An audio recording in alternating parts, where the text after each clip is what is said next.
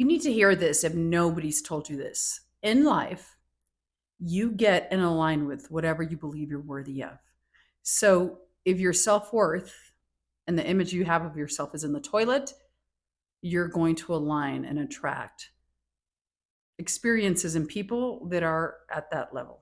Toilet level experiences, really, or doormat. If you have an image of you're a doormat and that's how you identify yourself, and you may not be doing it on purpose unknowingly, that is the kind of people that'll come into your life and the circumstances, and you will just stay on that hamster wheel of same old, same old. Okay, how do you shift? How do you change? We're going to talk about it here on the video. Okay, thank you for joining me. I'm Patty. Welcome to Patty's World. I am a transformational coach, and I help you figure out what you need to do to shift and change so you attract and live the life of your dreams, a life that you're in love with. That doesn't mean life is perfect, but it means that whatever shows up in your life, you can handle it. You don't fall apart into a million pieces, and you can say, okay, this is showing me whatever limiting belief about myself. And here's the powerful belief. Here's the powerful thing. I know how to shift this and I know how to change this. And this is not going to tear me down or tear me apart or break me because I created this based off a limiting belief that I had about myself. And my image, based on the image that I have of myself, I aligned with an experience and a person of that level. Okay, so let's talk about it. To me, of course, self concept is everything, right? But self worth is a huge part of self concept, what you believe and assume about yourself. And I feel like self worth is almost sort of an underlying belief that we have about ourselves. If we, at the core, we have that core belief where we don't believe we're worthy. I don't believe I'm worthy of a man loving me and marrying me and choosing me and getting down on his knee and picking me because I don't choose me, then I will accept and tolerate people and men in my life that give me breadcrumbs and scraps. And I said this once to a girlfriend of mine and this is a woman in her 40s who had gone through a divorce, but there was a married man who was hitting her up. And she was flattered that some married man was reaching out to her, inviting her on some trip. And I remember sitting with her and telling her, aren't you offended? Like, first of all, that doesn't happen to me. That's not my reality. And she's beautiful and she could have certainly had a single man. But I remember telling her, aren't you offended? Because essentially he's telling you that you're mistress material. He's married and he's with another woman, and he's essentially telling you that he doesn't believe you're worthy or good enough to actually commit to you or date you openly. You're mistress material. You're not the type of woman a man marries or commits to. And so, what I believe is that, I mean, the highest compliment a man can pay you is that he marries you, gives you his name, or he merges his life with you, and vice versa. A woman with a man, she gives you children. But when he just wants to sleep with you and then keep it in secret because he can't even date you openly, to me, that's all self worth. That's what she believed she was worthy of. So she was tolerating that and accepting that breadcrumbs and scraps. So, whatever you're tolerating and accepting, that really is identifying your level of worth, whatever you believe you're worthy of. And you may not even know it because it's one of those beliefs that you're not conscious of, you're unaware of it. It's a limiting belief. But if you have something that shows up in your life and that mirror is reflecting an image of you that shows you or that makes you feel like you're not worthy or good enough or chosen or you're not important and you don't matter, then your self-worth is tied to that. And ask yourself why. What is it you're believing about yourself? That you're not worthy of actually getting what you want. The man, the relationship, the money, the career, the job, the home, the lifestyle, the health. That ties to everything. If I don't believe I'm worthy of having it, I can believe it for other people, but not for myself, then I will settle for whatever shows up in my life or whatever anyone gives me. And that is all self-concept, but tied into worth. And I said this once on one of my other videos that a huge shift, something that'll make you truly magnetic, is believing that you're worthy. If you believe at the core within you that you're worthy of all the good that life has to offer, you will no longer seek it outside of yourself. You will know you're worthy because you know you're worthy. And you won't need people to show it to you or to tell you or to approve of you or to tell you you're deserving. Because you're operating from a high level of worth and value, you know your worth and value, your external reality will reflect it. The people that show up, the friends, the situations, the circumstances, even the way you treat yourself, right? Like, what are you settling for in life? So I want you to look at that, get clear with yourself and ask yourself, what am I settling for? And do I truly believe I'm worthy? Because I see this with my clients and a lot of the questions I get asked in the comments. I'm affirming and I'm doing all this work and the techniques, but nothing has changed. And the thing is, if you haven't changed that core belief regarding worth and value, that you truly believe you're worthy, if you're still operating from the identity and the version of you that gets left, that isn't chosen, then that's what the 3D will reflect back to you. Now, there is a lag time in your 3D, but you have to shift and step into the version of you that feels worthy, that knows her worth. And let's say you don't know it at first, you just started making these shifts, but you still have that old default programming. And I did a video of this on TikTok. Make sure you're following me there and on all my other social media platforms. I have an Instagram as well. But if you just started this and you're affirming and you don't believe it, well, it's okay. It's because you still have, the old default thinking. But ask yourself, if I was already the highest version of me, the most confident, the most secure, the one who loved herself and knows her worth and value, how would I act? How would I tolerate some man hitting me up for sex or sex? Or I don't know if you can say it on this platform. How would I handle that? How would I handle whatever situation that really tells me that I'm not worthy or that somebody's treating me in a way that's not worthy of me, that it doesn't show or signify or doesn't align with a version of who I want to be? And ask yourself, does this align with a version of me that I want to be? Does this align with a version that I want to be? The highest version of me, the version of me who loves herself, loves her life, respects herself, chooses herself, feels her self-worth and her self-value, and doesn't tolerate disrespect, doesn't tolerate someone giving her breadcrumbs or scraps.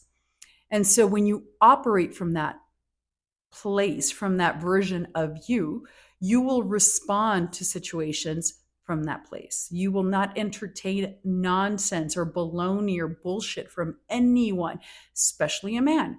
You will remove yourself from situations that don't dignify you, don't that don't dignify a response or an emotional reaction from you, or from someone who isn't giving you their best. Remember, they're always reflecting you. So you remove yourself with class, with integrity, with dignity, and then you self-concept it out. Self-concept it out and ask yourself, what am I believing? What am I thinking? Where am I accepting less than?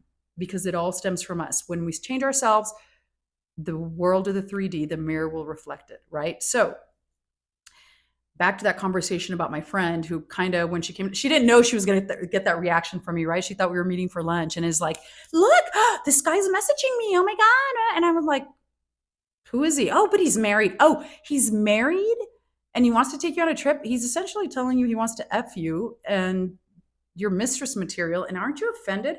I would tell him to go F himself and block him and never respond to that again. But more importantly, why are you flattered? Why aren't you looking at yourself and asking yourself, what kind of energy am I giving out? And why am I accepting this? Because it's not okay. Because essentially, remember, everything is energy, and the energy we put out comes back. What you're essentially telling God, the world, the universe is that I don't love myself enough, so I accept breadcrumbs and scraps from people. The very bottom of the barrel, whatever a man wants to give me, he wants to sleep with me. I don't know why you're flattered. And so she wasn't expecting that. And then later she told me that she did block him, and who knows if it's true, but whatever. My point is, she's probably a little embarrassed that I called her out on it. I did it nicely, don't worry. My point in all of this is whatever you accept and tolerate in friendships and relationships and family at work, really, it's a reflection of whatever you believe you're worthy of. And sometimes it's difficult to just leave situations. Like if you believe you should be getting paid more, right? And people say, well, I believe I should be getting paid $1 million.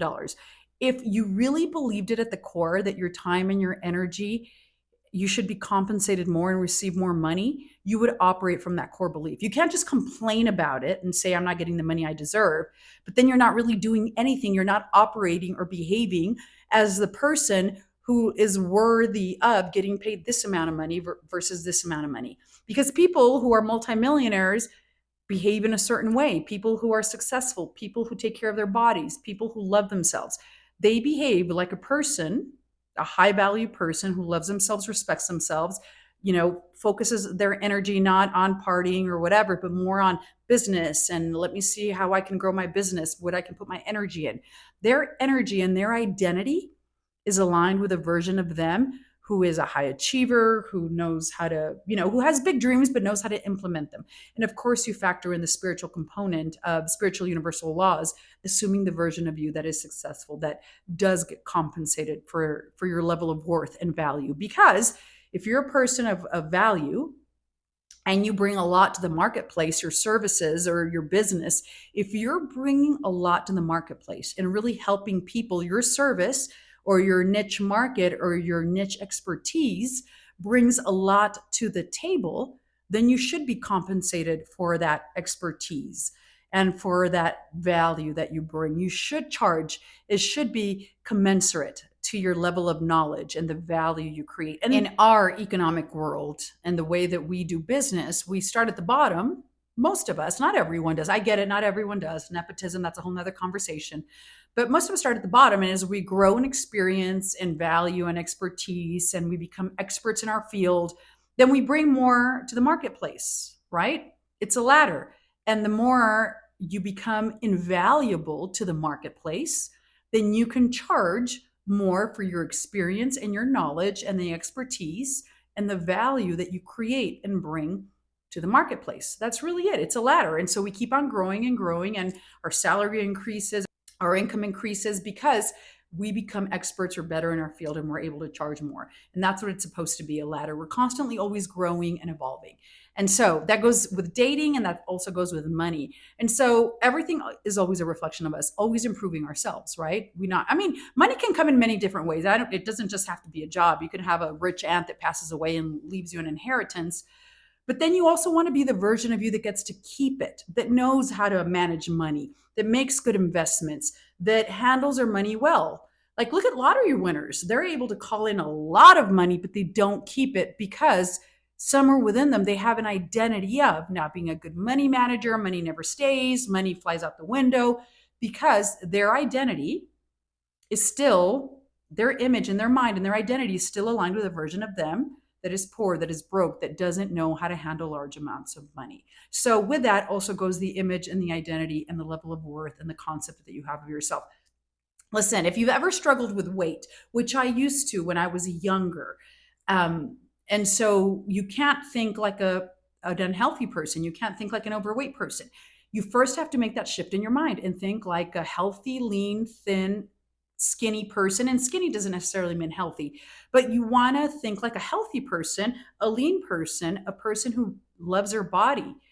And so the shift always happens with self concept in your mind. Whatever you're aligning, whatever image you're aligning yourself with, whatever image, let me say that again, whatever image you're aligning yourself with. And that goes for relationships. What I said to my friend, what image are you aligning yourself with? The mistress image? Because that's what that man is offering you. And why do you think that's okay? And why do you think he's offering you that? Because that's the energy you're giving out. That's the image that you have of yourself, that you're accepting, the scraps and breadcrumbs, and that's your level of worth. The change and the shift always starts with us. Whatever you want to align with, ask yourself, what image do I have of myself? What am I believing about myself and assuming? And why do I think I'm only worthy of this much? Like this much. Why do I think I'm only worthy of this much? When you see people that are less talented than you and less whatever, and they have more. Why? Because they believe in their worth and value. And they go out into the world and they're unafraid and unapologetically themselves, and they ask for what they want and they believe in it and they believe in their worth. And so they align with it, the people and the experiences. That's really what it is. It is really what it is. So hold yourself in high value, and whatever you're accepting in your life, whatever situation you're in, ask yourself, what image do I have of myself? Now, listen, my background's in broadcast journalism. I was a TV news anchor for years. And so I was always an employee. I was always an employee. I've always worked for someone. And I've increased like my ladder. I increased on that ladder and my salary increased enough that I bought my own house and my own car and made a good salary. But I was always an employee. I never run my own job. And when I started this business and other businesses here where I live, I opened up a podcast studio. And I have a friend, one of my best friends. She's my OBGYN. She's one of my best friends. And she's the one who told me, I married my husband, who he does very well. He's a high value man and he affords me an incredible life. But one of the things my friend, my doctor friend told me, she said, and she's a businesswoman because she opened up her own practice and she went through a divorce and she's very successful. And then she got another level of expertise, another level of a specialization in hormones and anti-aging. And so I go to lunch with her and I help her with this stuff and she helps me. And she said, listen, stop buying expensive purses. Why don't you buy your own equipment and broadcasting equipment and open up your own studio and produce your own shows and do it for yourself? She's the one who planted the seed. And it was like she threw a bucket of cold water in my face. And I thought, oh, well, it's because I've always been an employee. And that's the image that I had of myself, of always operating as an employee and someone hiring me, never running a business. And I really had to step into the version of me. Can I be a business owner? Can I do it? And then I was calling my small little business, even my words, because I didn't have confidence in it, even being a coach. And I did Kim Bellis's coaching training program. And I remember when I sat with her, she told me, she goes, stop, you need to step into the identity and the version of you, the image of you, who is a transformational coach, who helps millions of people, who is helping people, who brings value to the marketplace. And then I remember I heard Tony Robbins say, stop calling your business small. Your little business can turn into a big business. I have to create that image and that vision in my mind. I first have to believe it within myself in imagination. I mean, I talk about this stuff. So I really had to make that shift as a business owner, as a coach, as not just a woman having this little side small business, but as a big business. How could I grow it? And that I was a good business owner, that I had great ideas, that I'm a good money manager, that I make good decisions, that I'm a good businesswoman. All those things that were definitely new to me and foreign, I had to step in. But I've stepped into other roles and I've learned and I've mastered, so I can do this too. And I know how to, I teach this stuff. So, but I had to step into that identity and sit with myself and say, okay, what is the image that I'm creating? And why am I only seeing this small piece of the pie for myself? Because I don't think I'm worthy? Oh, it's because I don't think I'm worthy. So let me expand that view and step into the version of me who is it, who has it, who can do it, and believes in her worth and value as a coach, as a business owner, as an entrepreneur, as a money manager, as a creative person, whatever you want to call it, whatever you're doing, whatever you're embarking on. Step out of the box of where we've put ourselves in, and I did it to myself, and then step into this version of me who believes in her worth and value and can 100% do it. And then I was having a conversation with my sister-in-law, who's also my friend, and she said something to me, and I'm sharing it with you, that, Pat, everything you set your mind to, you excel in, which is true. Once I set my mind and I make a decision and it's going to happen, I excel and I make it happen. So I had to, in my mind, in imagination, step into that version of me who believes in her worth and value in all these identities, these new identities that I was stepping into. And like that, you have to do this for everything in your life, in love, in family, in money, in career, in health. If you've struggled with weight and you've always seen yourself as overweight, step into the identity and version of you in imagination in your mind who sees herself as healthy, as thin, as whatever it is. As if you're the one who's never chosen and is always broken up with, then step into the version of you, the identity of you who's wifey, who's always chosen, who's adored, who's the trophy wife, whose husband adores her. You create the version of you, you create the identity, and then live as them and think, does this align with the version of me that I want to be? The version of me who's happily married, the version of me who's a great business owner, the version of me who's healthy and in the best shape of her life. Whatever version of you that is, you get to create them. That's the beauty of law of assumption. You just have to make an energetic decision and then step into that version of you. That's the power and the beauty in it. Okay, that being said, I'm hosting a manifesting workshop. It's powerful. We're going to talk about lots of this stuff. You can ask me questions as well. You'll get access to me. That information is in my Stan store. And thank you for joining me. We'll see you on the next one.